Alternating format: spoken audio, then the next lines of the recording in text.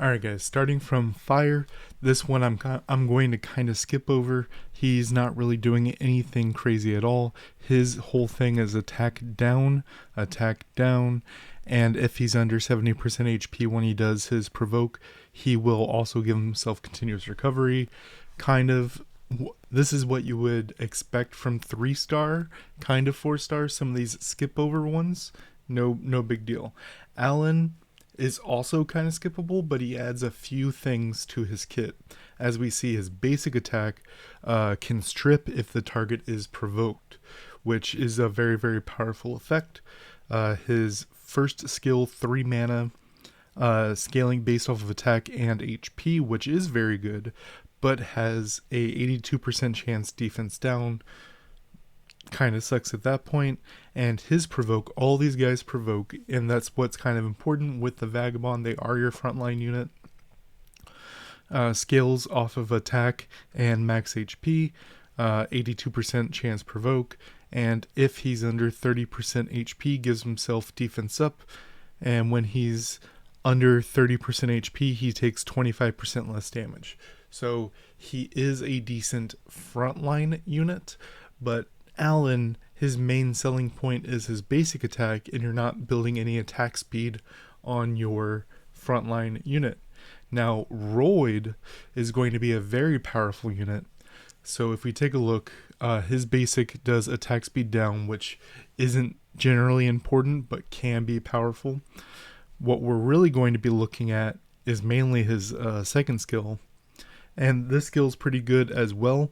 Both of them are going to increase cooldown by 3 seconds on your opponent's skills that he's targeting. If we take a look, scales with attack and max HP, 90% chance attack speed down, as well as if the target is provoked, 90% chance increase cooldown by 3 seconds with a 3-second cooldown. Then we check out his provoke effect, which is the highest attack scaling out of the others. A little bit more max HP than the others, 90% chance provoke, but also there's an interesting line of text right here. This provoke is irresistible, which means, so even though it has 90% chance, so how this works is there's 2 checks when you go to use a CC effect. There is whatever the percent chance is on the skill, so 90% chance on this provoke. This is effectively a dice roll.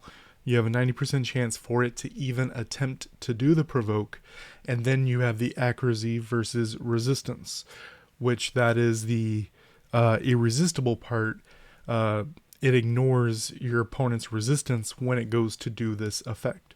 So it's still 90% chance to activate the provoke, but when it comes time to actually inflict the provoke on the target, it is irresistible. It'll always hit. 3 mana cost, good scaling, and increase all skill cooldown by 30%. So you're going to build him super tanky with at least 3k defense. I would like to see at least 80k HP, especially with his book effect being HP and resistance. Going to be very, very good for him being a frontline tank. You're just going to be sitting there using this S2 to provoke enemies, increase their skill cooldowns, and switch off of him once in a while so he uses slash waves to lower their attack speed and increase their cooldowns even more, so your opponents never get a chance to actually use their abilities. Then we look at a lot of people's favorites, mine included. Darian, the Dark One, is slowly becoming my favorite as time goes, but we'll talk about him when we get there. Highest scaling attack, and if target is provoked, increase provoke duration by 2 seconds with 90% chance. Very, very good basic. Then we have 2 mana cost, attack and defense scaling, and if target is provoked, defense up. So we have a spammable 2 mana cost ability that gives him survivability with the defense up, but also gives him damage because it's scaling based off of defense. Then Cry for Challenge, which is a 4 mana provoke, which isn't the greatest on its face, and applies defense up to himself. Now, what makes him so good is the passive. When a team member excluding yourself, so Darian, is attacked, use Cry of Challenge 1 time, which is the provoke. So you get to use that 4 mana cost skill for free every 15 seconds, as you see. And his book effect being defense and precision, the precision so you can get the extra provoke going with the basic, defense so he can deal more damage and be tankier. I would look towards the same kind of numbers as I suggested for Royd. Maybe a little bit more defense, 4 or 5k, because of his scaling defense effect. Then we have Jubel, who is currently very, very good for Siege and is getting a buff in the near future, as we saw from the Korea patch, to be even more deadly. His basic doesn't do anything special. Then we have his first skill, Slash Rocks. Swing Sword, deal damage based on max HP twice, applies crit resist up to self. If the enemy target has crit rate up, remove, and bonus damage. So this is a Orbia killer, especially if she's using light weapon, because light weapon's S1 applies crit rate up to herself. And then this skill right here will deal bonus damage, a lot of bonus damage as you see down there, as well as remove that crit rate up, no issues. Then we have his 2 mana cost provoke, which is super powerful. Swings, deals damage, max HP, enemy target, and provokes with a certain chance. 82% chance, provoke for 11 seconds. Last but not least, Wander. Applies crit resistance up to himself with a certain chance when it gets attacked, which is 7% chance every time he gets attacked to get crit resistance up. In addition, suppress skill cooldown up and down, effect of all enemies and all allies in arena and siege battle by a certain proportion, which is 80%. Now, his buff that's coming in the future is right now he does skill cooldown up and down. He will also do ultimate up and down in the future.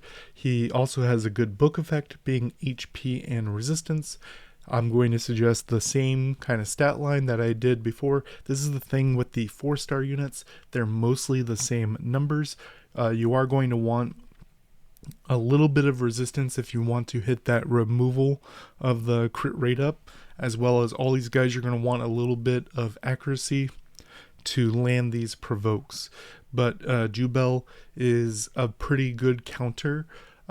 So we have the Tianling, the light panda that does the same effect right here, but also give yourself mana. We have Jubel that just does the 80% up and down, and in the future will also do ultimate gauge. And then we have Leo that just does 100% all of it. So all 3 of these are going to be important units as you go forward. I also believe we all know Darian is very, very good for both Kina and Orbia. Royd is kind of a sleeper here because he's increasing their cooldowns. But remember, things like Jubel and Leo and Tingling also reduce cooldown up and down. So Jubel can even counter Royd going forward. If your opponent does not have these units like Leo, Tingling, or Jubel, Royd can be a powerful anti-skill user going forward. Let me know what you guys think of these vanguards down below, and